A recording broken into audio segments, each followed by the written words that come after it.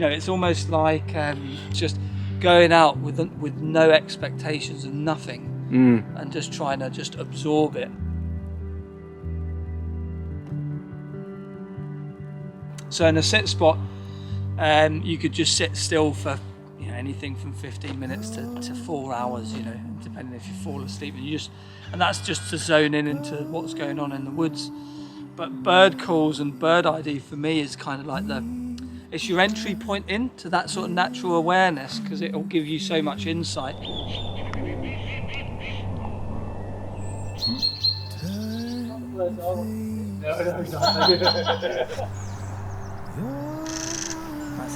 I am down in Finnigbrook Woods today in County Down, this beautiful woodland area with a lake in the middle, to meet up with Rob to find out the secrets of the animals.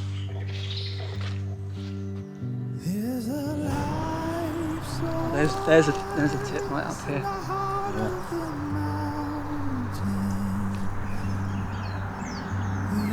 And if you can see things a certain way, then it will present itself differently to you.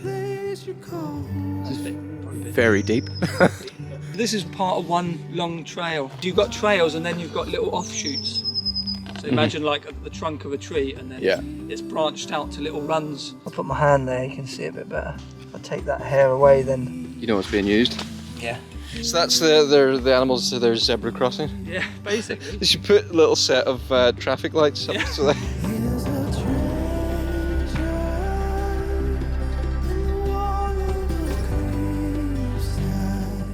If you want to get wildlife footage, it forces you to slow down in a way that I'm not used to.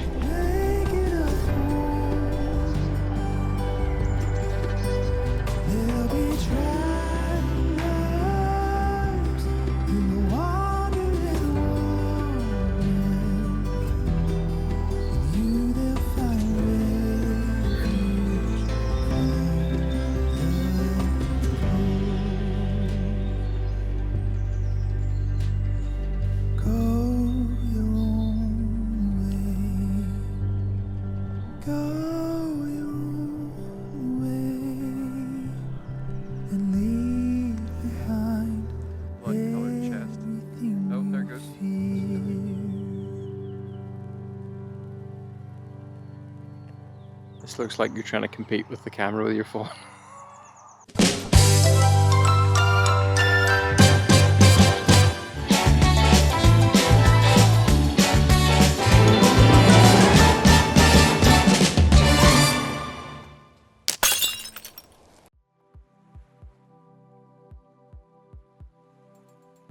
Down here today to meet up with Rob, and we're going to go out, and I've got my new Sony A7 Mark III with me, and I've bought a new lens, bought a telephoto lens. I've bought the Sigma 100 to 400 lens, and I've got that specifically.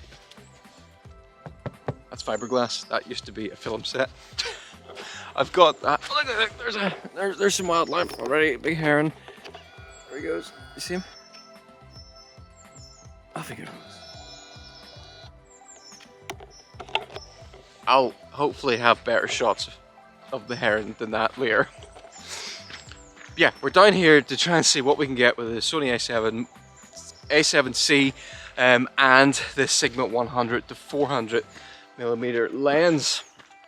It's the first really decent telephoto lens I've bought for trying to get some wildlife stuff. If I'm honest, I've always had a little bit of an interest in wildlife, and I've always wanted to go out and capture footage. I'm just not the sort of person with typically enough patience to go out and get wildlife footage, but I was out last week and I got some shots. And actually, if you want to get wildlife footage, it forces you to slow down in a way that I'm not used to, and I actually find it quite therapeutic to just slow completely down and just take my time and wait and try and get some shots of stuff. So that's what I'm down here to do today.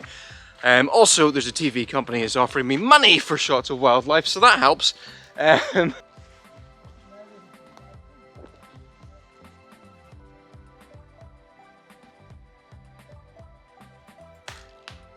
He's mortally wounded, the hay bale.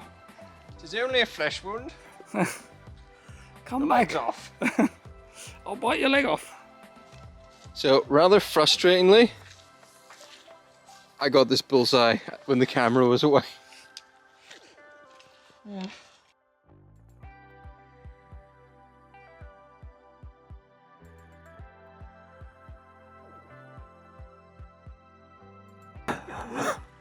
I'm practically in the hedge. It looks a little bit. So this is a slow, which you used, you said, for gin? Yeah, gin, you know, you can eat them. As these are, it's from blackthorn basically. There's also some small blackthorn. What do they taste like? They can be quite sour. Right. Quite sour. It's probably not the time of year for them, but you give it a while, see what you... It's very ripe, probably. It looks squishy and that something might have been nibbled. Have a nibble first to see. I'm not really a bird watch or anything per se, but it's just important in the woods. They're kind of like, they're really for us. They're really important to like track in and sort of what goes on in the woods as well. Well, And like then, their alarm calls, let you know yeah, there's game alarm nearby, calls, and like you can, you know, there's a big thing, an important skill if you want in tracking, and that is if you're sitting, is doing a sit spot. So in a sit spot, you could just sit still for, you know, anything from 15 minutes to 4 hours, you know, depending if you fall asleep, and that's just to zone in into what's going on in the woods. But bird calls and bird ID for me is kind of like it's your entry point into that sort of natural awareness, because it'll give you so much insight, and also it'll gauge your peripherals. So like picking up movements. Mm-hmm. So even tracking, or even if you was hunting, not that I go hunting that much, but it's really important in that outdoor Yeah. sensory. So it's just getting your ears used to picking up small signs and Yeah.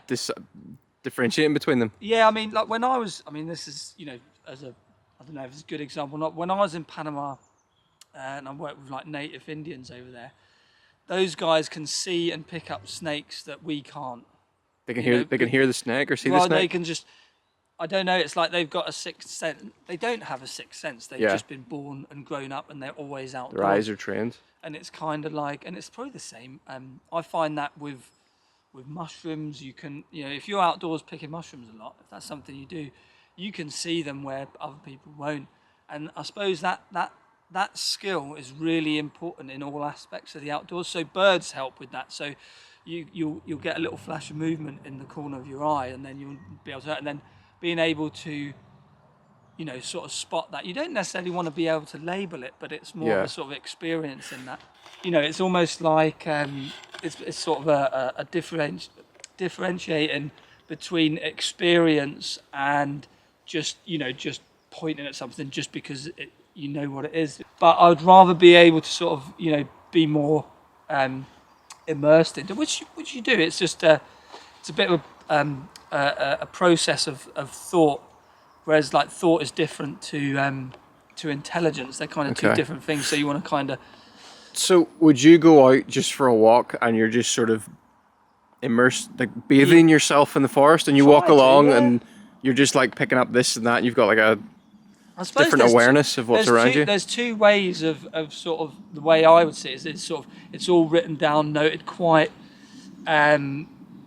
you know, analytic, if you will, not scientific but analytic. And then the other way is just going out with no expectations and nothing, and just trying to just absorb it. Yeah.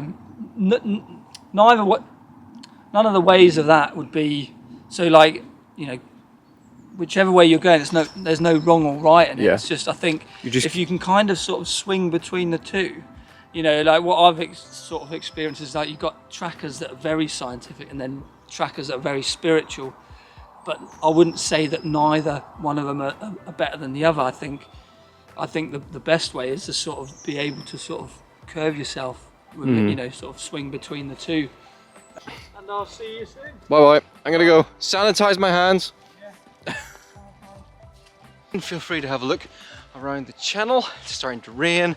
I make videos about the outdoors, cameras, tech, and running up hills, and I'm currently struggling to walk up this hill. So goodbye, have a look, and I'll see you on the next video.